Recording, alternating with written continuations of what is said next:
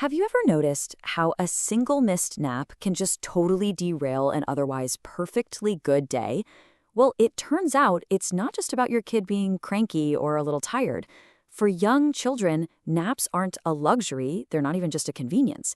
The science is actually crystal clear. They are a biological necessity. So we're going to get into why they're so essential. And a really great way to think about it is with this one simple analogy. I absolutely love this because it just flips the script on how we think about naps. A nap isn't a pause from learning. A nap is the learning. It's the moment when a child's brain takes all the chaos, all the new sights and sounds from their day, and actually hits save. That's when those experiences get converted into real, lasting knowledge and skills.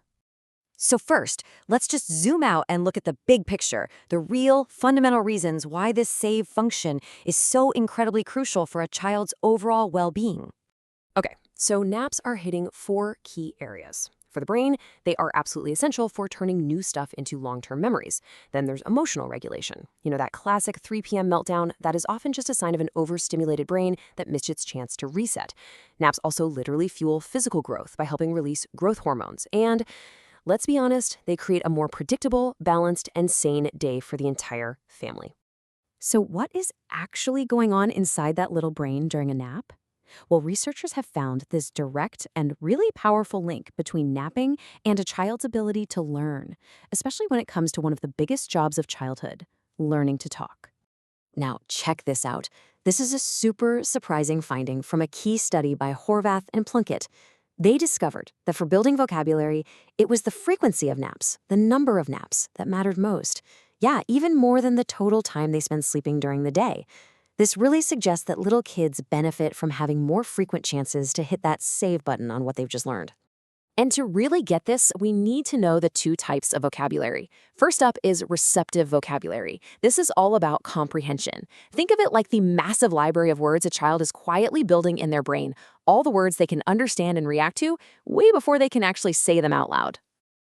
And then you have expressive vocabulary. This is the output side of things, the words they can actually use themselves. And this is where frequent naps show their true power, because they help build both that internal library and the ability to pull words from it and actually use them. So how does this actually play out? Well, picture a typical experiment. First, a child learns something brand new. Maybe it's a new word or a set of actions with a puppet. Then half the kids take a nap while the other half stay awake. This right here is the crucial consolidation step, the saving. Finally, they're all tested on what they learned. And the results are just, wow. And this chart just shows it so clearly. In study after study, the kids who napped just blow the non-nappers out of the water. They don't just remember what they learned, they can often generalize it to new situations. So the nap didn't just prevent them from forgetting, it actively upgraded the memory. Okay, I know what you might be thinking, but won't a good nap mess up their nighttime sleep? It's a super common question, but the research suggests we should think of them as 2 totally different but equally important systems. So here's the deal. A good, long night of sleep is fantastic. It's great for overall rest and for building that receptive or comprehension vocabulary.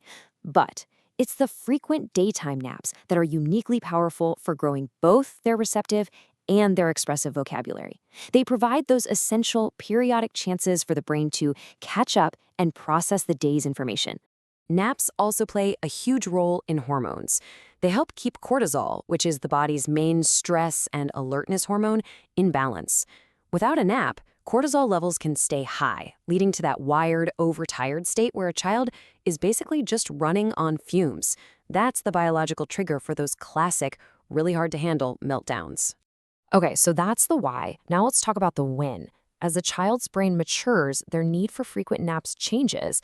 And, just understanding this progression can save parents a whole lot of stress. The journey itself is actually pretty predictable. You start with about 3 naps a day in early infancy. Then most babies drop to 2, somewhere between 6 and 12 months. Then comes the big one, the transition to 1 solid afternoon nap, which usually happens between 12 and 18 months. And that nap usually holds steady for the next couple of years. It's a totally normal, healthy part of their development. So, knowing all this, how can you actually make naps work better in your own house? Well, the good news is there are some simple but really effective strategies you can use to support this critical daytime sleep. First, become a sleep cue detective. Watch for the yawning, the eye rubbing, the fussiness, so you can get them down before they become overtired. A consistent schedule is also a game changer. It helps set their internal clock. Try to create a cool, dark, and quiet space that really signals, hey, it's time to rest. And a simple pre-nap routine, even one that's just a few minutes long, can work wonders. But remember to stay flexible. Progress is always, always more important than perfection. And look, this isn't just some friendly advice from the internet. The actual researchers doing these studies make it a point to issue official recommendations based on what they find. They advise parents, doctors, and daycare centers to actively development.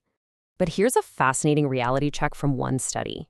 While about 62% of parents said they had a consistent bedtime routine, only 20%, just 1 in 5, had a routine for naps. This points to a huge opportunity.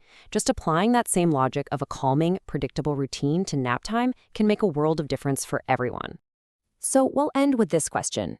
If we stop thinking about naps as downtime and start seeing them as essential brain work, just as important as playing or eating, how does that change the way we structure our days? How can we do a better job of protecting that non-negotiable save button in our really busy world? It's definitely something to think about.